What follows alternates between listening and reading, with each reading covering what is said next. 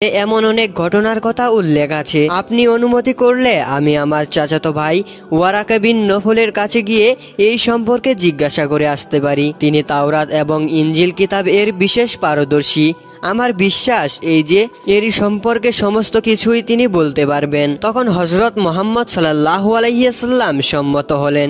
এরপর খাদিজা রাদিয়াল্লাহু তাআলা আনহা স্বামী হযরত মুহাম্মদ সাল্লাল্লাহু আলাইহি ওয়াসাল্লামকে নিয়ে ওয়ারাকা বিন নফলের কাছে গেলেন এবং তার কাছে সমস্ত কথা খুলে বললেন। তখন ওয়ারাকা বিন নফল বললেন, আপনার কথা শ্রবণ করে আমার দৃঢ় প্রত্যয় জন্মেছে যে এ আর কিছুই নয়। হযরত মুসা আলাইহিস সালাম, হযরত ঈসা আলাইহিস সালাম প্রভৃতি নবীদের নিকট আল্লাহর যে দূত আল্লাহর বাণী নিয়ে আগমন করতেন তিনি আপনার কাছে এসেছিলেন। তার নাম হচ্ছে হযরত জিবরাইল আলাইহিস সালাম। তিনি কোনো নবী ছাড়া অন্য কোনো লোকের কাছে আগমন করেন না। আপনি অবশ্যই শেষ নবী। ওয়ারাকা বিন নফল আরো বললেন, আপনার অত্যন্ত সাবধানতা অবলম্বন করতে হবে, কেননা খুব সত্বর এমন সময় আসবে যেই দিন দেশের লোকবাসী আপনার কথা বিশ্বাস করবে না, এমনকি আপনার আত্মীয় স্বজন পর্যন্ত আপনার শত্রু হয়ে যাবে এবং আপনার উপর অসহনীয় অত্যাচার করবে, এমনকি আপনাকে দেশ থেকেও তাড়িয়ে দেবে। এমন কথা শ্রবণ করে হযরত মুহাম্মদ সাল্লাল্লাহু আলাইহি ওয়াসাল্লাম অত্যন্ত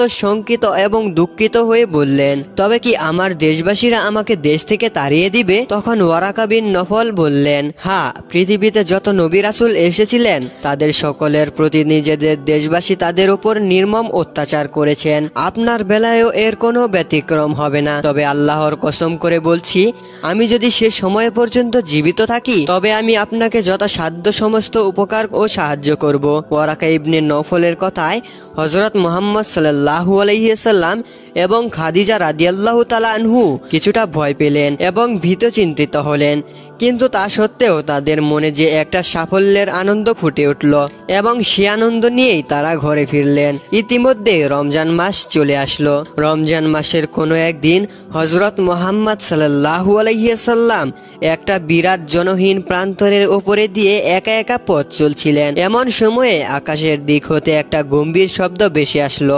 হযরত মুহাম্মদ সাল্লাল্লাহু আলাইহি ওয়াসাল্লাম উক্ত আহ্বান বাণীটি শুনে উপরের দিকে তাকিয়ে দেখতে পেলেন বিরাট একটা সিংহাসন শূন্যের উপর দিয়ে ভেসে আছে এবং তাতে ফেরেশতা জিবরাইল আলাইহিস সালাম একটা বিরাট আকৃতিতে বসে রয়েছেন। এর আগে হযরত মুহাম্মদ সাল্লাল্লাহু আলাইহি ওয়াসাল্লাম আর কোনোদিনই ফেরেশতা হযরত জিবরাইল আলাইহিস সালামকে এরূপ আকৃতিতে দেখতে পাননি। সেজন্য হযরত মুহাম্মদ সাল্লাল্লাহু আলাইহি ওয়াসাল্লাম ভয়ে ভয়ে কাঁপতে কাঁপতে তৎক্ষণাৎ বাড়ির দিকে রওনা হলেন। হযরত মুহাম্মদ সাল্লাল্লাহু আলাইহি ওয়াসাল্লাম বাড়িতে এসে খাদিজা রাদিয়াল্লাহু তাআলা আনহুকে বললেন, হে খাদিজা, তাড়াতাড়ি আমার শরীর কাপড় দিয়ে ঢেকে দাও। তখনই হযরত খাদিজা রাদিয়াল্লাহু তাআলা আনহা তাড়াতাড়ি করে পাশের ঘরে চলে গেলেন এবং পাশের ঘর থেকে তাড়াতাড়ি করে একটি চাদর নিয়ে এসে হযরত মুহাম্মদ সাল্লাল্লাহু আলাইহি ওয়াসাল্লাম এর শরীর ঢেকে দিলেন। ঠিক সেই সময়ে হযরত মুহাম্মদ সাল্লাল্লাহু আলাইহি ওয়াসাল্লামের ওপর ওহী অবতীর্ণ হলো।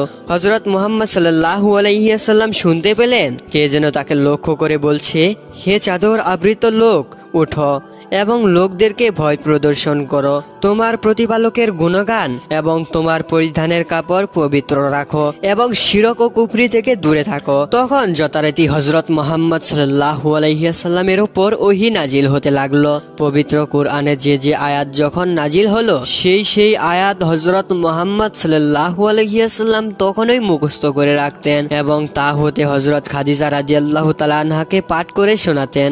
হযরত খাদিজা রাদিয়াল্লাহু তাআলা আনহু সাথে সাথে তা মুখস্থ করে ফেলতেন। হযরত মুহাম্মদ সাল্লাল্লাহু আলাইহি ওয়াসাল্লামের উপর ইসলামের আদেশ এবং তার প্রাথমিক নিয়ম নাজিল হওয়ার পর একদিন হযরত মুহাম্মদ সাল্লাল্লাহু আলাইহি ওয়াসাল্লাম হযরত খাদিজা রাদিয়াল্লাহু তাআলা আনহাকে বললেন, হে খাদিজা, তুমি এখন আমার সম্পর্কে কি ধারণা পোষণ করো? তখন হযরত খাদিজা রাদিয়াল্লাহু তাআলা আনহা বললেন, আমি আপনাকে আল্লাহর নবী বলে বিশ্বাস করি। তখন হযরত মুহাম্মদ সাল্লাল্লাহু আলাইহি ওয়াসাল্লাম বললেন, তবে তুমি এখন শিরক ও কুফরি থেকে তওবা করে নিরাকার সর্বশক্তিমান আল্লাহর উপরে বিশ্বাস স্থাপন করো এবং মন দিয়ে মহান আল্লাহ তাআলার ইবাদত বান্দিগি করো।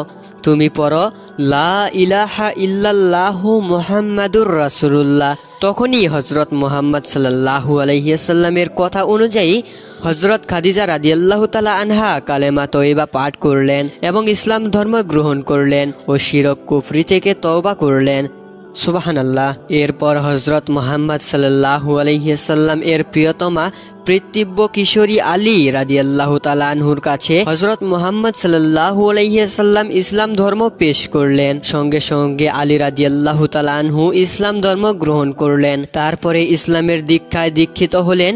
যুবকদের ভেতরে খাদিজা রাদিয়াল্লাহু তাআলা আনহার গোলাম যায়েদ ইবনে হারেস রাদিয়াল্লাহু তাআলা আনহু, অতঃপর পূর্ণবয়স্কদের মধ্যে হযরত আবু বকর সিদ্দিক রাদিয়াল্লাহু তাআলা আনহা ইসলাম ধর্ম গ্রহণ করলেন। অতঃপর হযরত মুহাম্মদ সাল্লাল্লাহু আলাইহি সাল্লাম একসাথে নিজেদের এলাকার সকলের সামনে ইসলাম ধর্ম পেশ করার উদ্দেশ্যে তাদেরকে সাফা পর্বতের পাদদেশে আহ্বান করলেন। তারা সবাই সাফা পর্বতের পাদদেশে হাজির হলেন। তখন হযরত মুহাম্মদ সাল্লাল্লাহু আলাইহি সাল্লাম সাফা পর্বতের চূড়ায় আরোহণ করে পুরুষদেরকে লক্ষ্য করে বললেন, হে পুরুষ জনতা, যদি আমি বলি যে তোমাদের একদল জীবন শত্রু তোমাদেরকে আক্রমণ করার জন্য পাহাড়ের পেছনে লুকিয়ে আছে, তাহলে কি তোমরা আমার সেই কথা বিশ্বাস করবে? তখন কুরাইশ জনতা একসাথে সকলেই বলে উঠল, অবশ্যই করব, কেননা আমরা জানি তুমি কখনোই মিথ্যা কথা বলো না। তখন হযরত মুহাম্মদ সাল্লাল্লাহু আলাইহি সাল্লাম বললেন, তবে তোমরা সকলেই আমার কথা মন দিয়ে শোনো। তোমরা যদি নিরাকার এক আল্লাহর ওপর ঈমান না আনো তবে তোমরা সকলেই আল্লাহর গজবে পতিত হবে।